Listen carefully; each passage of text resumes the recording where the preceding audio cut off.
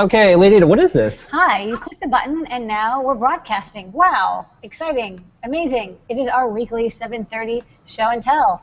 You're here because you're going to show off your project. Maybe it's your costume, maybe it's your electronics, maybe it's your 3D printed robot, maybe it's your synthesizer, maybe it's something else that you made that's really cool. We would like to see it. That's what show and tell is all about. Come on by every week at 7:30 on Google Hangouts and do your thing. We are going to call on Noah and Pedro first, and then I'm going to speak on behalf of Tony D, who's on a flight, and then we'll call on everybody else in the order that the boxes are in. When we call on you, take 3 minutes to talk about your project. We have to get out of here at 7:55 on the dot. So please be concise and give other people time to show off their projects as well. Just have your demo ready. Okay. Starting off, to boldly go where no Floridians have gone before. Then Pedro, what do you got this week? Hey guys, so super stoked to release the project for this week. It's the Star Trek communicator. So we switch over to the overhead and quickly show off what it is. It's fully 3D printed, so we did a cool little thing here where the hinges are made out of the 175 millimeter filament. We milled out the button panel using the other mill. We tried sending one over to you as well, Lamar, but the bit broke on us. Yeah, I kept breaking bits. So. Oh, so ours is 3D printed, not metal. Yep. The one I have is metal, yeah, but okay, it's okay. I had to send one. So we're using the dual colors on here for the case, and the thing that we're super happy about is that it just snap fits together, so you can easily get inside of that to switch out your SIM card. We're using the Fona Feather with the 2G module on here. Got a little vibration motor, UFL connector, of course the speaker, and all the buttons are mounted to the other side here. And it just snaps fit. So the reception's a little crummy here, so instead of trying to do a live demo for that, we'll just switch over to a video and show what it looks like when you call. Yay. You should be able to hear some audio.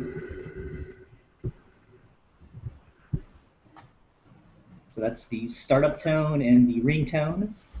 And then the middle button is used to call. Okay. Stand by for echo. And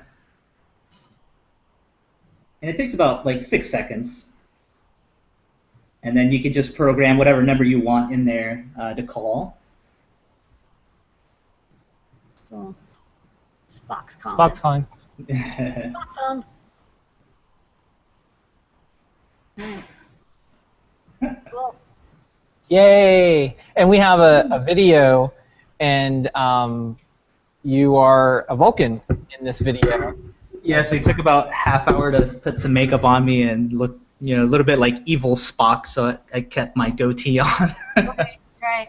So you guys will show the video for that and Ask an Engineer, so everybody stay tuned for that. And we set the guide live. All the STLs and the Fusion 360 files are out there, so you guys can edit it, print one out yourself, of course pick up all the parts in the shop.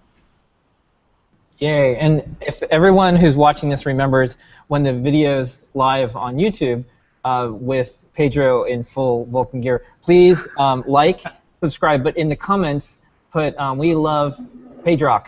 Pedrock. Because that's his new Vulcan name, and because Tuvok's one of my favorite Vulcans. So and Pedrock. Yeah. Half Pedrock, half Tuvok. Okay. Anyways. And then we do some cool, teleportation scenes in there, so stay tuned for that one too. That's fun. Yeah. They 3D print him. Watch it before we get a cease and desist. Okay. All right. Okay, and then Thanks, I'm going to speak on behalf of Tony D. That's right. Tony D is on a flight to Maker Faire. Maker Faire, New York, so that's awesome. So if you're in Maker Faire, New York, maybe you'll see him. But he did a live stream today on making a mega demo for Circuit Playgrounds, because he's going to be showing off Circuit Playground. He probably has it like around his neck. And he wrote like a demo that does a VU meter and like capacitive touch and like plays tones and there's like a little synthesizer. And he just talked about that. He committed the code as well. But check the live stream. It's like a half an hour of Tony D enjoyment. People love watching him code. Yeah, if you're going to be at Maker Faire, he'll be in a members-only jacket with a Circuit Playground blinking. Yeah. I'm not kidding. Okay. He's going to have two members-only jackets. I will not ruin for you what color or material they're made out of, but they're the coolest of his collection. Yeah, only the best for Maker Faire. Okay. All right. All right, thank you, That's Pedro. fake Tony D. All right. Next up, Scott. Hey, Scott. How's it going? unmute your mic. Yep. Yes. And show us your project. All right. Thanks for having me. For one, you guys have been a huge inspiration. I'm starting my own company doing electronics.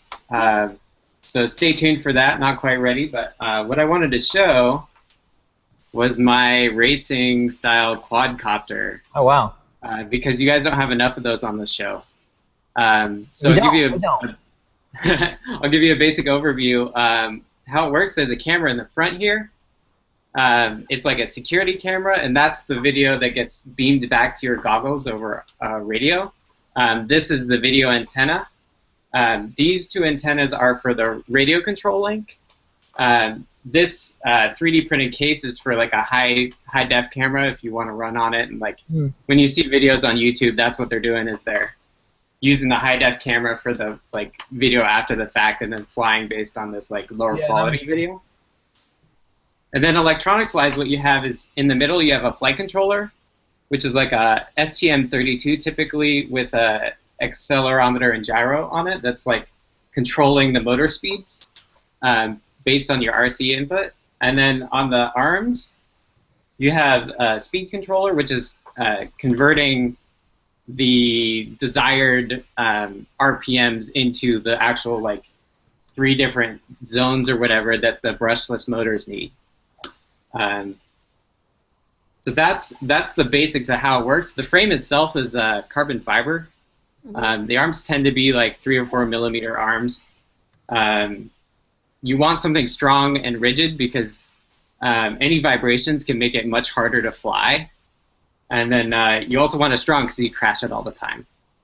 So it's super often that like these are 6-inch props, but you can also get like down to like 3-inch props and really tiny quadcopters. And that's kind of the trend that things are going. I started a year ago, so I kind of started at this size, and then everybody now is like into the 4-inch. But yeah, so I'm doing electronics related to this. I figured I'd come on before I'm ready to show the electronics and just give the background stuff first. Okay, well that's a pretty cool looking quadcopter. Okay, I have a few things. Yeah. Okay, first off, congratulations. You should run an electronics company. It's very rewarding. It's really good, and there's not enough people doing it. And if we can do it, you can too. And please, even if you're just coming back to show progress on the business stuff or what you're doing, please do. And 2 things that are missing though. 1, you need a show and tell sticker on the drone. So email support@adafruit.com. And 2, we have the Dronies contest coming up. So if you want to enter, there's not a ton of people because a lot of people like to make their own drones, and that's the fun part, not putting a video camera on it. And it looks like you have a little video camera slot, so you'd be in a pole position to probably be one of the winners. And Noah and Pedro designed the Droney trophies. So yeah, I'll have to do that. I've got tons of video, but a lot of it's pretty boring. We do videos all the time about electronics. It's exciting, trust us. Yeah, totally. Yeah, I've got a lot that I've done that I haven't launched yet. Like I'm waiting to like have everything in hand. Like I actually did a factory tour today, which was epic. Turns out there's like a contract manufacturer like in my neighborhood, so I went and saw all the pick and place and stuff. Yeah, that'd be awesome. We have a maker business newsletter, and we've said this on our site, but like tell the story as you do this. Trust us. Like it's a lot of the reasons why Adafruit is where it's at, because we started Ask an Engineer on a shipping station with a web camera, and someone would say ship an order, and I'd say okay, and they'd watch me ship an order. And like Lamore was in the background doing kidding. So document it and tell the story as you do this. It's what sets totally a lot of people apart. Okay. Yeah, that's my plan once I get going, is to do it like you guys do. Okay. Awesome. Sweet. Well, good luck, Scott. Thanks a lot. Thanks, Scott. Okay, next up, Charles. Hello, Charles. How you doing? Are those It looks like a 3D printing. ties. All right, maker charades. Yay! You printed it out. Okay, good. All right. So two words. 2 words. Yeah. First word. I hope it's 3D printed tie. It's a robot. It's a puppet of some sort. It's a robot. Okay. Yeah, he's a robot. Second word, robot. Robot hand. You got a robot hand. Robot hand. Yeah, you got a robot hand. All right. You also have robot glasses, robot bow tie. He's got a skeleton in the back. Oh, okay. This is like an Enable. Is this from the Enable project? And likewise, there's a few different types, but. Yep. Yes, they're right. Yep. Can you hear me now? Yeah. Yep. This is from Enable, and we're working with Limitless Solutions at UCF, Orlando, Florida. Yeah. So this is the Raptor Reloaded design. We also are modifying it, kind of using the flexi hand, Really nice hand. and using like TPU. Yeah, that's another one. To use electronics. So I have a bunch of electronics I just got in from Adafruit, and we're using the feathers now to communicate wirelessly. And we're going to have one hand on their good hand with flex sensors. So when they move that, their hand's going to mimic that. Oh, that's a Okay. good idea. Sounds like a plan. So we have a bunch of hand designs here. This one was in an R&D experiment in a conifier at work, a LiPo battery. Yeah, don't short those out. Yep. I have some other projects. Here's my kind of quadcopter coming together. But yep, for now we have the the flexi finger hand. This was a design from a naval. Huh. That's really neat. So the goal is one hand, when you move it, the other hand will mimic the same motions. Yep, correct. So it'll.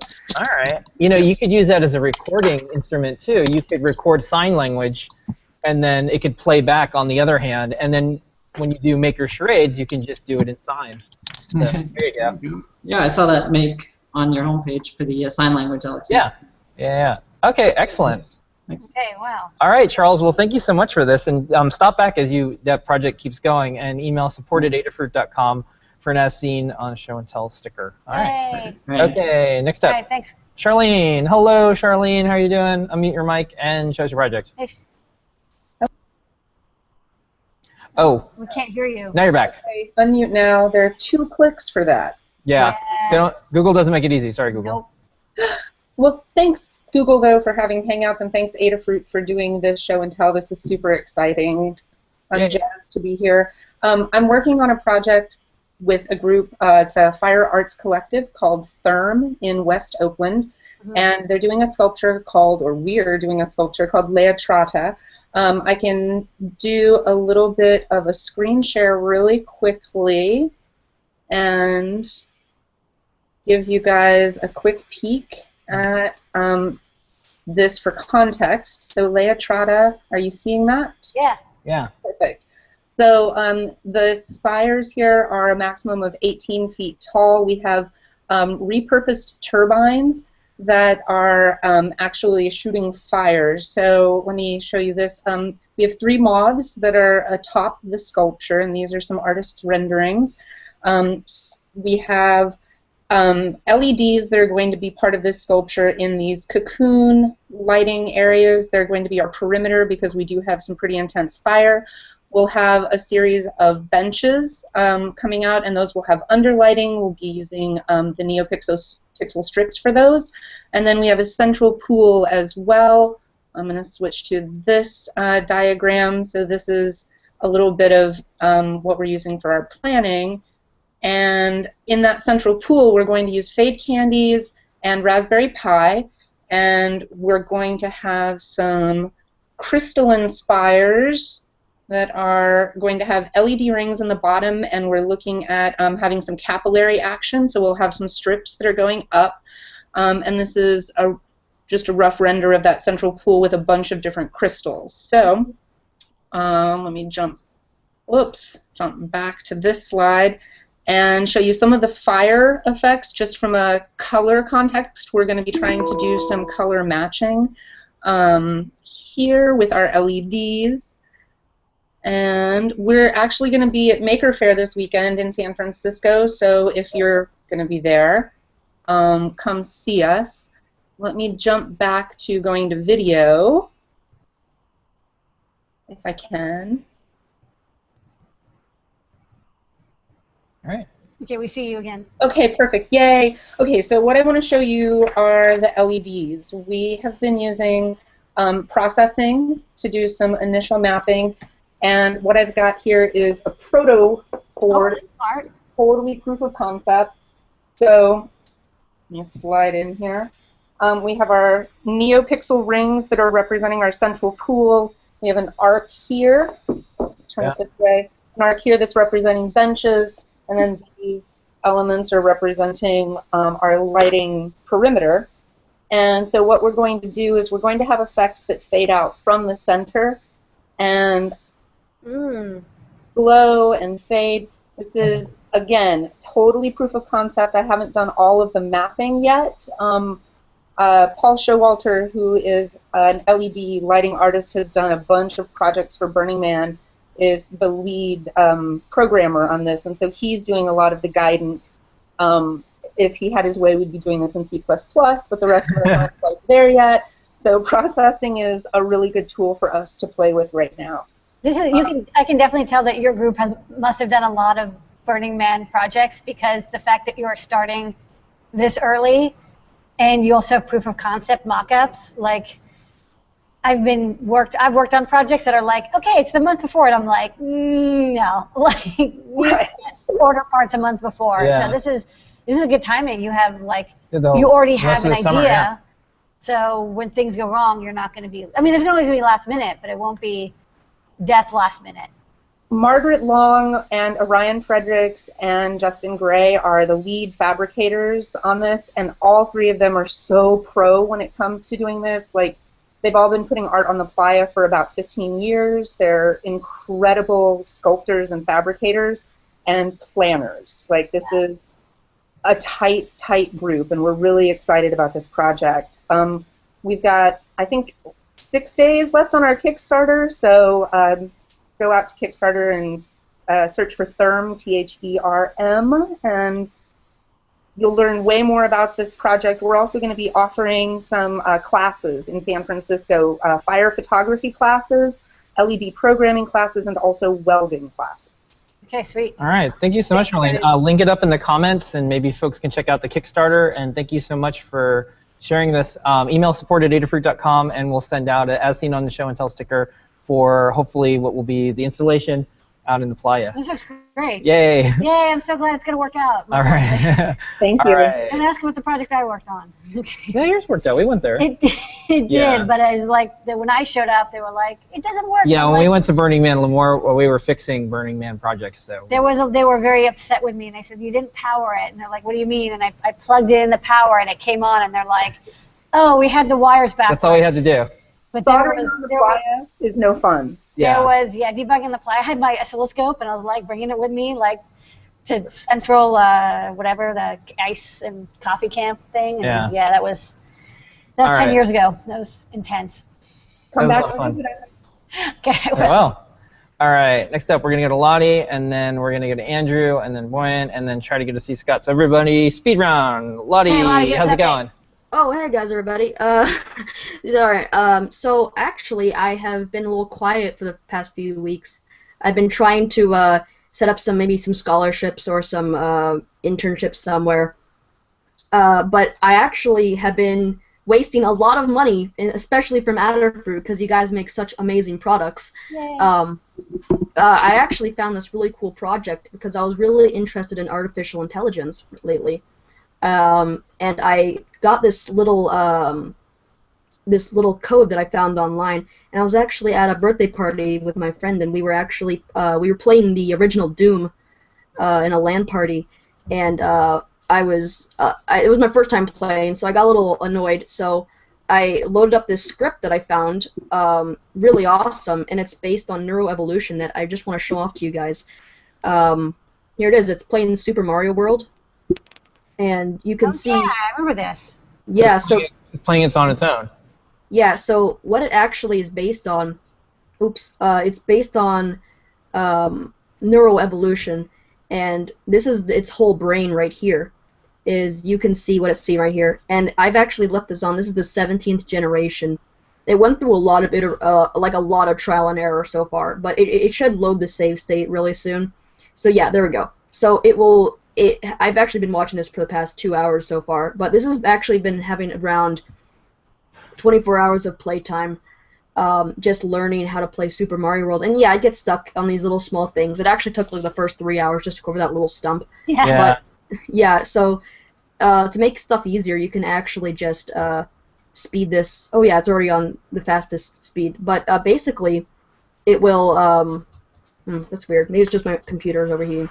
But it will just continuously go and go and go and go and go until, it'll eventually learn to jump over, or yeah, see like that Koopa there just killed it. It will eventually, just based on a lot of theories of evolution, small mutations based in the code will actually change the species, and it will do some really cool stuff. So yeah, you see this time it actually jumps and runs and does all this really cool stuff.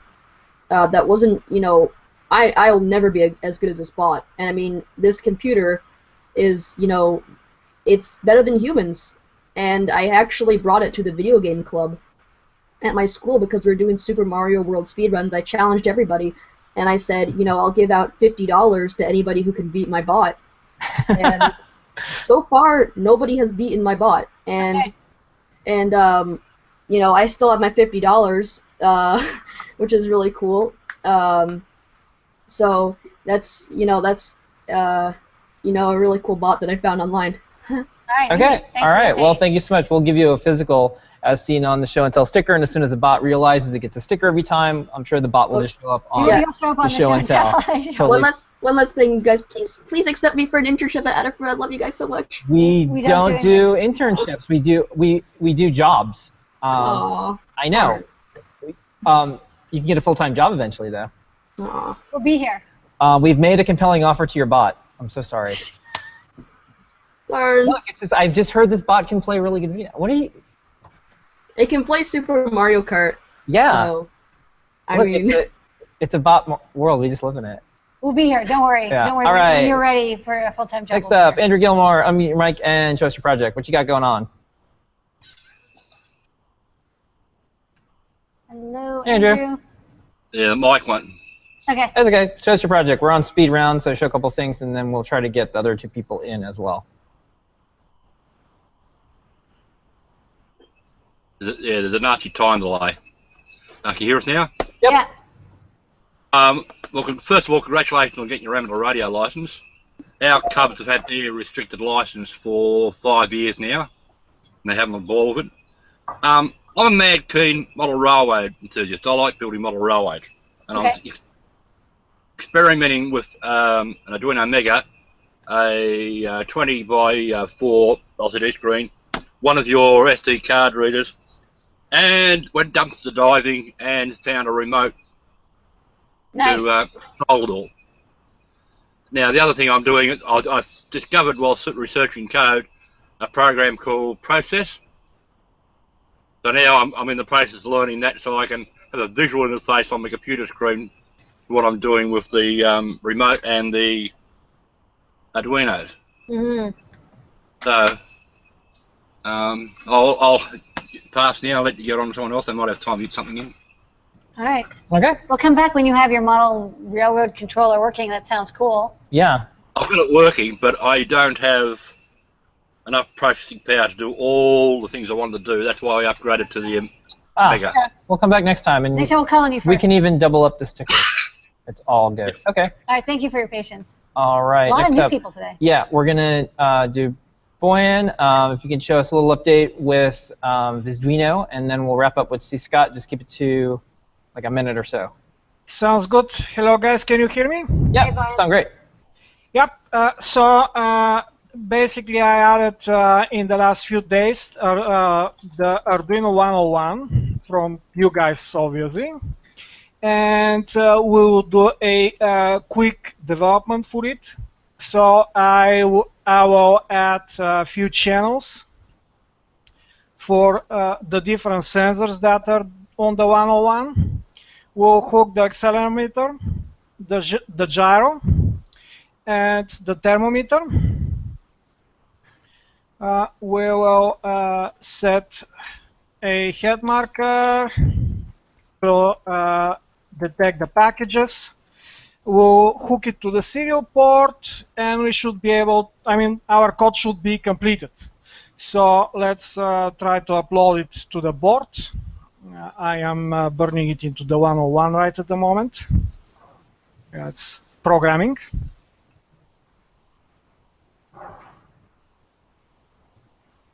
Uploading the code, and yeah, the 101 takes a little bit of time to detect, to get the serial port back online, and you can see the sensors going. Neat. Yep. So we just wrote the software for Arduino 101.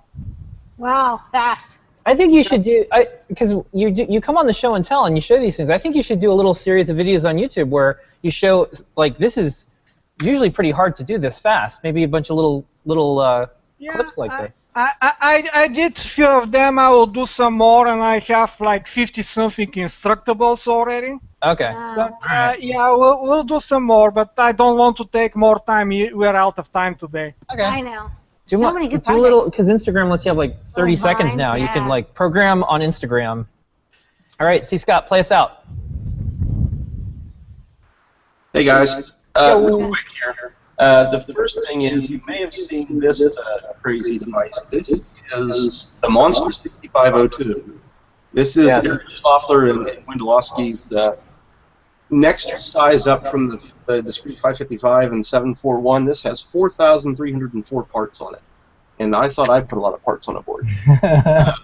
This is a fully functional, well, it will eventually be a fully functional 6502. It's monster6502.com. But he describes how it's constructed, and they added LEDs so you can see the internal machine states and the bus transactions and everything happening. But it won't run quite at the speed of a stock 6502, but it's supposed to run at several hundred kilohertz and maybe run like a basic interpreter when all's said and done. But I was amazed that they got it to work this much, because that's a 4-layer board, and I cannot imagine how much switching noise there is on that thing. So Like you add like 1, 1, 1, 1, 1, and then you like invert all the bits, and suddenly you see like a huge dip in the. Right. So anyway, but I'm of course still working on sorting out my key assigner, which is getting there. Let me see if I can pop this. Did I read on there the Monster is going to be at Maker Faire? Yeah, it's Yes, it will be at the SF Maker Faire. Okay, great. So anyone either working or not, but you've probably seen this. Why is it not doing what I want? Let me get back to here. Okay, it is showing it. You remember this is my key assigner project. Well, I'm now finally at the. Here it is running. I'm testing all the I/O right now. That's one of your shields that's saying YM26600 retrofit and showing me the states of the dip switches. I'm just proofing all of the I/O, since it has to do level shifting, and the various shift registers can't interfere with each other while it's encoding a key or sending the key and node codes to the next part of the circuit. But that's it to get you guys out of here. Yeah, we gotta go. All right. Thank you so much, awesome. everyone. This was a jam-packed show. All right. Thank you, Scott. Thank you, No Pedro. Thank you, Lottie. Thank you, C. Scott. Thank you, Charles. Thank you, Charlie. Oh, look, we got a 3D printed waving hand. Yeah, that's right. 3D printed hand. Thank you, Boyan. And thank you, Andrew. We'll see everybody on Ask an Engineer in 1 minute. We'll see you here on Show and Tell next week, 7:30 p.m. Eastern Time. Thank you, everybody. Bye-bye. Come back next week and show off your model railroad. That's right. Projects, hands. Hams. Yeah. Hands. Robots that play video games. All Robots dead. that shake hands. Robots that play video games. That's right. Okay. Robots that light up. Let's go to the next We gotta one. go. We gotta go.